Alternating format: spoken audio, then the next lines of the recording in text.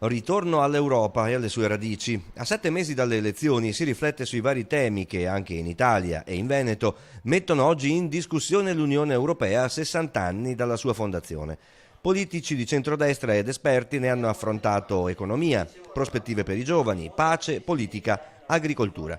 Molte norme europee, per esempio, generano sfiducia dei veneti verso l'Unione Europea. So che oggi il sovranismo viene utilizzato in modo esasperato e negativo, ma noi abbiamo sempre difeso la sovranità del popolo italiano, che sta nella Costituzione. Nulla di nuovo sotto il sole, ma è un valore di centrodestra, non è mai stato un valore di sinistra. Noi abbiamo bisogno invece di un'Europa dei popoli, un'Europa che si occupi delle cose vere, che magari metta in campo una difesa comune, una politica estera comune. Quando i padri fondatori, Schuman, Adenauer e De Gasperi, hanno pensato a questa Europa, volevano aiutare i paesi, renderli più forti, rendere più forti i popoli. Un'Europa di nazioni e non di nazionalismi, è stato detto. Come viene vista dai giovani?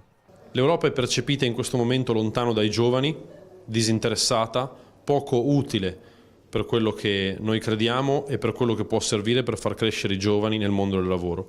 Deve tornare a vedere quelle che sono le sue origini. Non credo che l'Europa sia utile perché ha fatto la generazione Erasmus, credo che l'Europa sia utile perché tra paesi che sono amici e che hanno tradizioni molto simili si può costruire una grande potenza che abbia la forza di poter parlare con chi è verso l'esterno, parlo della Cina, parlo degli Stati Uniti, non solo per esportare o di importare prodotti, ma anche per portare avanti un modello di pensiero che è quello tradizionale della nostra Europa.